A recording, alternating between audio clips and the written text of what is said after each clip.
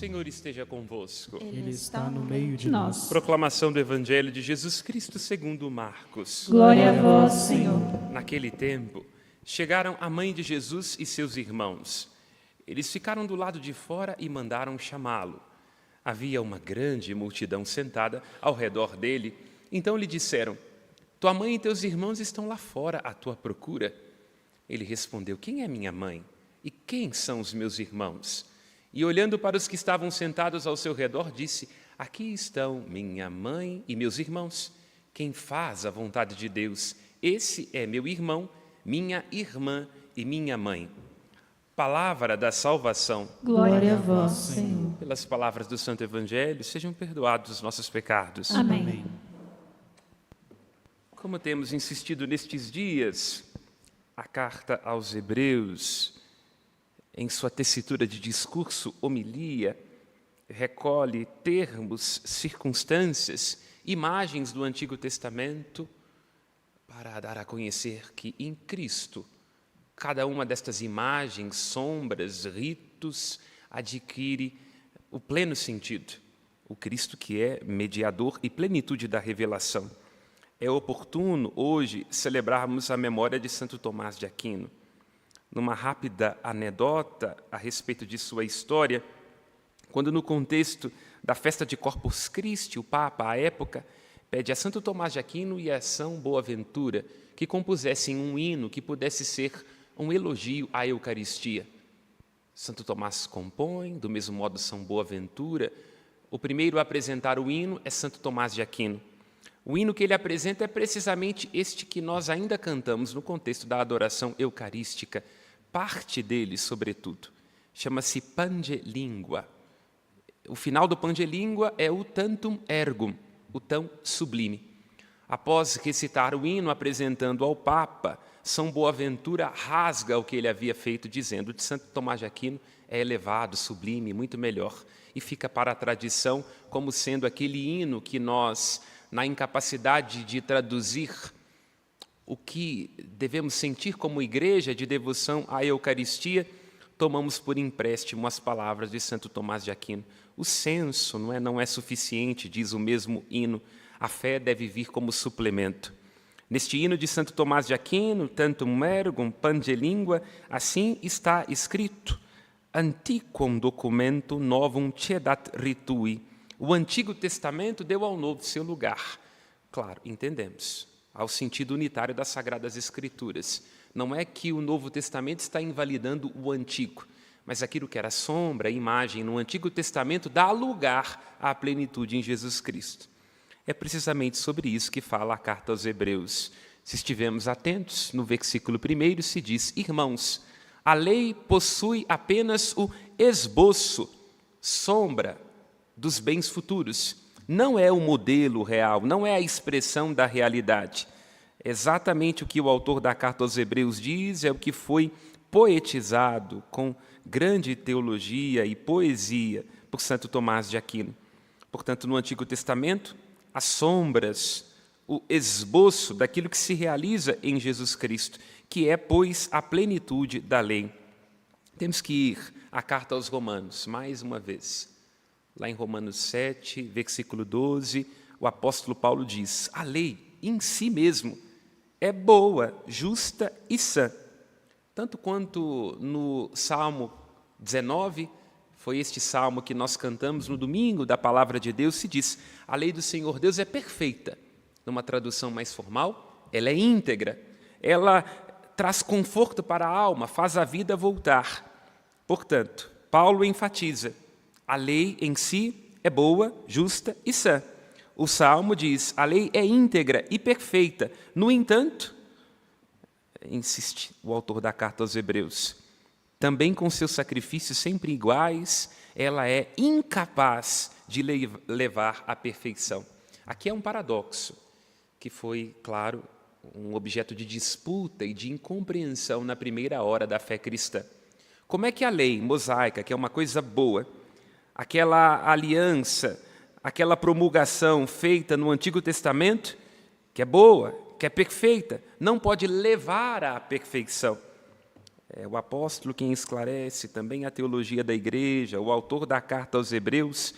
Ela não é capaz de levar à perfeição, porque, não obstante perfeita, ela está baseada em ritos externos e não é capaz de nos trazer a graça.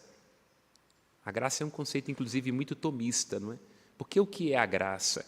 É a natureza de Deus mesmo, o seu amor, que é derramado sobre nós, de modo especial no dia do nosso batismo.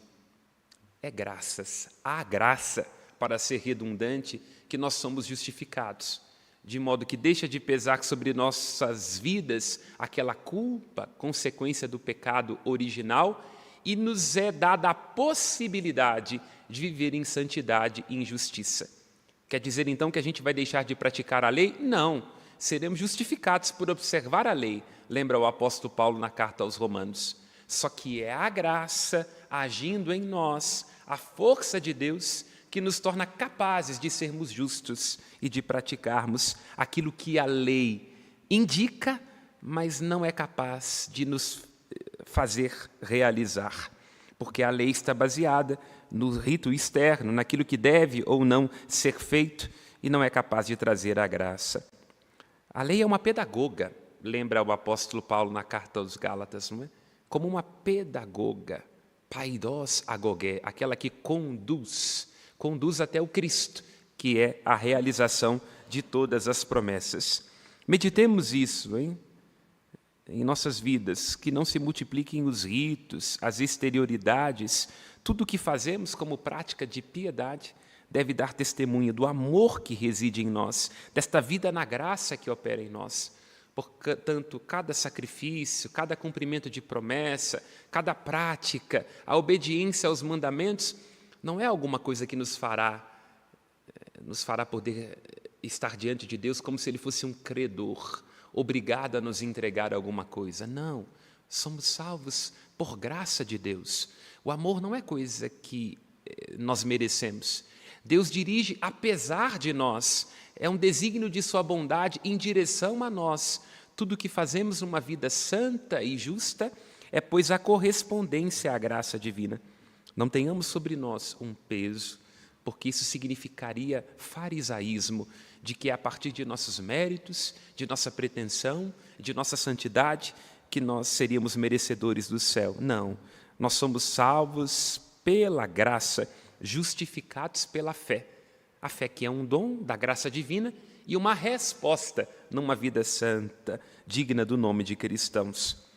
O autor da carta aos Hebreus continua insistindo numa releitura, num midrash, numa reminiscência, numa hermenêutica, sobretudo do Salmo 39 e 40, que é, pois, o salmo que ecoa a primeira leitura da carta aos Hebreus, onde se diz que os sacrifícios não são suficientes, versículo 8. Não quisestes nem te agradaram vítimas, oferendas, holocaustos, sacrifícios pelos pecados, coisas oferecidas segundo a prescrição da lei.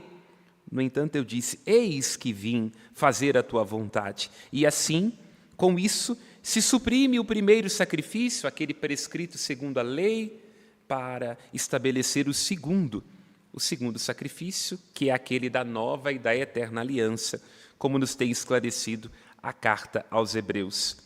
É belo, porque o autor da carta aos Hebreus, seguindo a compreensão da Septuaginta, o texto grego, assim traduz: não quisestes nem sacrifícios, nem holocaustos, mas me formastes um corpo. É bonita esta relação, né?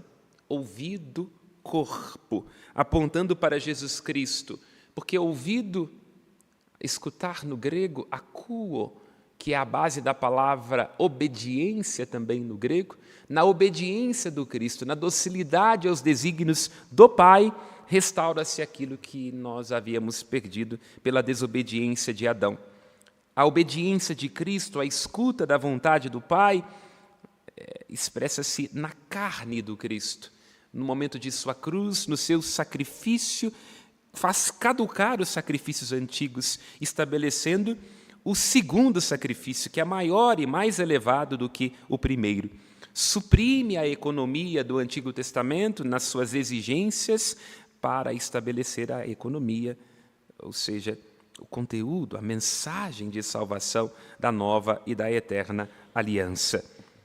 O Cristo, antes de tudo, oferece o sacrifício que importa a Deus e que é entregue também na vida de cada um de nós, onde todo instante vivido é morrido, onde temos que ter uma obediência diária, onde o casamento, o ministério de um padre, o cuidado daqueles que nos são confiados, é, pois, o momento onde nós completamos em nossa carne o que falta nos sofrimentos do Cristo. Por isso, não negligencie os sacrifícios que Cristo te convida a fazer.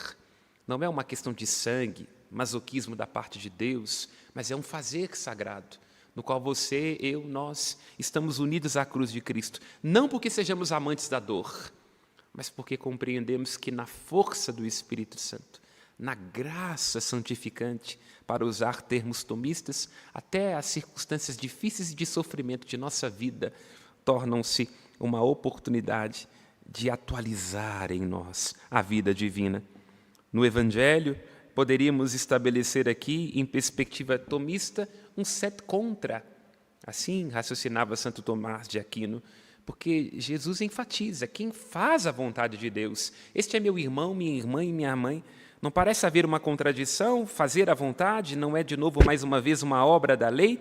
Olhemos para a Virgem Maria, que pode parecer aos leitores desatentos, um pouco desprezada pelo Cristo junto com os seus irmãos, não é? Os seus adelphoi, os seus parentes.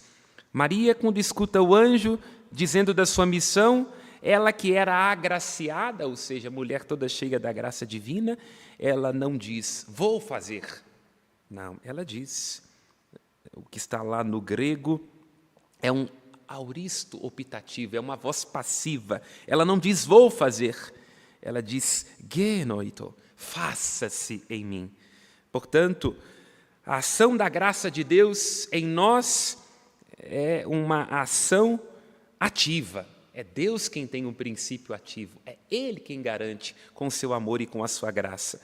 A nossa resposta deve ser aquela de uma docilidade, de uma passividade, porque não é sobre o que nós fazemos, sobre o que está ao nosso alcance, nossa inteligência, nossos cálculos e nossa pretensão, mas é sobre deixar que Deus haja em nós. Assim, na passividade e na docilidade, à graça dEle, poderemos dar uma resposta ativa. Louvado seja nosso Senhor Jesus Cristo. Aos céus nossas preces. A nossa resposta será: Deus